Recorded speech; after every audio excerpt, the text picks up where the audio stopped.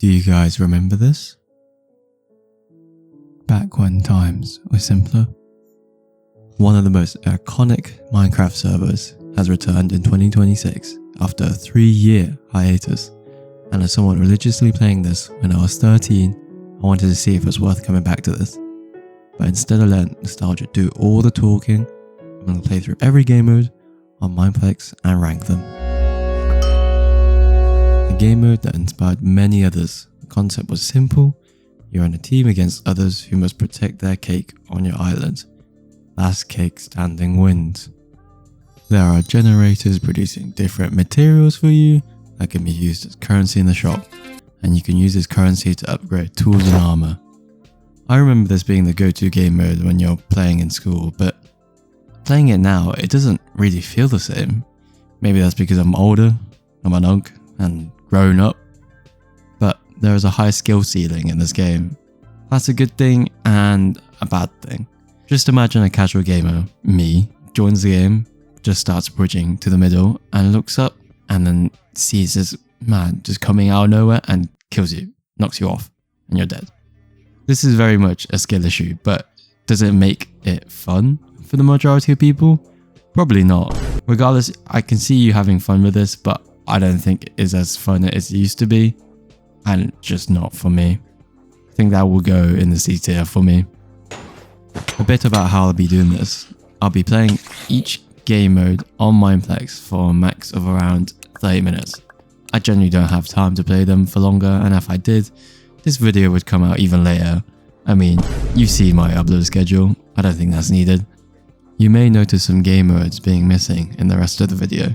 They're either not in the server at the time of this recording, or they had no players and I couldn't play them. Arguably the most popular game mode in this list, with multiple other Minecraft servers that have this too. Mineplex definitely helped popularize this, and there's a reason why so many people enjoyed it. It was a battle royale before all the battle royale craze of Fortnite, PUBG and everything. Just in case you haven't heard of it though, you have to be the last person standing, while you must loot and beat everyone else. Survival game still holds up to being an enjoyable game, where I think casuals and competitive players can both enjoy. I mean, when I was playing through this, I still enjoyed it despite not winning, which is quite rare for me. Survival games deserves to be an A. This was a parkour game everyone got excited about. I mean, how could you not? You're being chased by a massive dragon. This game mode is essentially different maps where you have to run from the dragon as quickly as possible. My gripe with Dragon Escape though is that it feels like more of a speed run. If you don't finish in the top 3, you don't even finish the game and just get teleported to the podium where you see all the rest of the finishers. The emphasis should be on escaping the dragon part, and instead it feels like a gimmick where it's just a parkour game that has a dragon slapped on it. Sadly, I think I'm gonna have to put this D tier. This is just a hide and seek game where you hide as blocks in Minecraft. It's a pretty simple premise really, and it's quite fun at the start as you try to find creative ways to hide. But the more you play, the more you realise that there is no cooldowns for the hunters to swing and hit you, so they could just spam every block they see to try and get you. Which I personally think that this is a bit unbalanced, as you can only be specific blocks in this game mode, which I think it'd be better if you could become every block in the map, or they have some form of cooldown for the hunters. And there are even better classes you can have access to, but you have to purchase them with in-game gems. So having an advantage requires you to either play it or pay for it. Overall, it's like a fun little game you can play, but I think the fun has an extent. There's a ceiling to it. So I would have to put it in C tier. This is one of the most creative game modes that is on a Minecraft server. Well, the execution part, not the idea. The game mode, if you couldn't tell, is quite similar to a really big game. Don't tell Nintendo. There are different types of characters you can play as that are all Minecraft mobs. They all have different abilities, and the goal is to beat the other 3 opponents, and each opponent has 3 lives. This is one of the most unique game modes when it comes to Minecraft servers, as it's very different, and a lot of Minecraft servers always rely on some building or PvP aspects with swords and stuff, but this is all relying on abilities that are all custom made. The game is fun though, but it can be quite chaotic, and I think that's a good thing. It's challenging to learn it too, which may just be my experience, but I think that is forgiven and rewarding when you understand the game more. I may understand the game, but I'm still like awful at it. I'd still put it in A tier. I think this is a strong contender. This is a fun little game that has a very simple concept.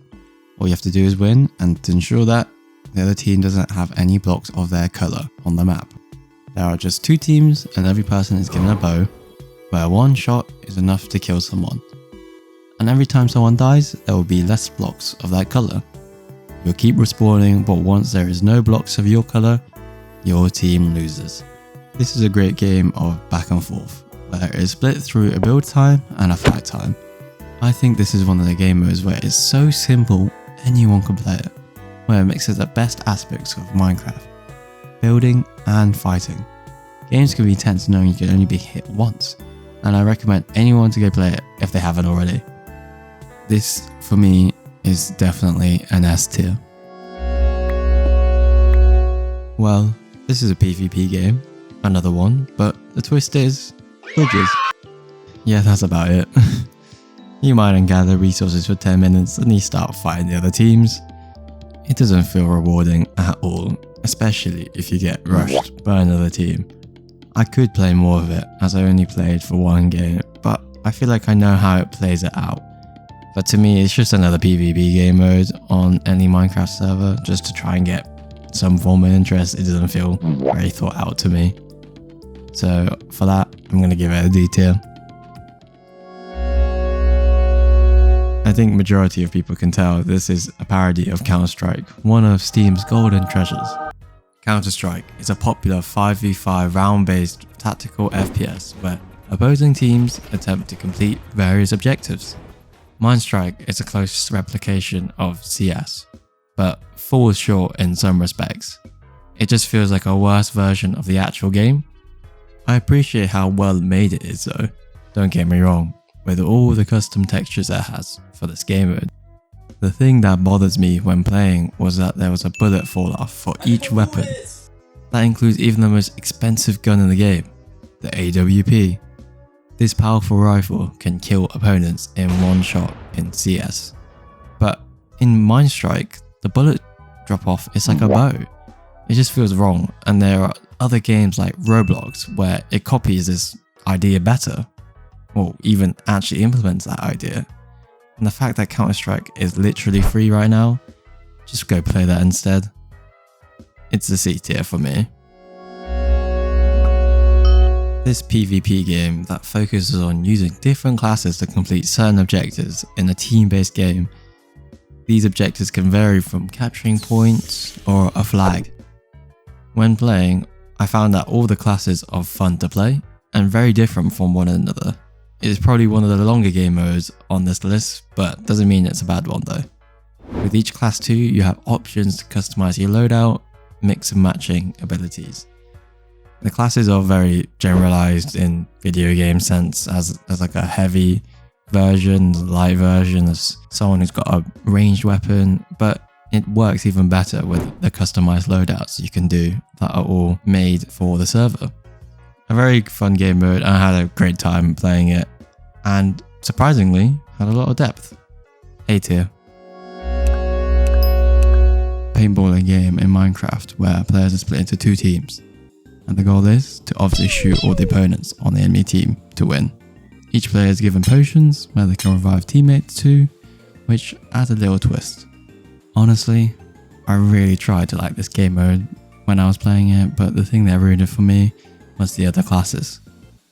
You may be asking why that would be a problem, as it can provide extra depth to a very simple concept.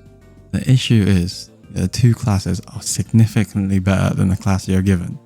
So either you're forced to use your in-game gems on getting the better classes, or you just suffer the consequences.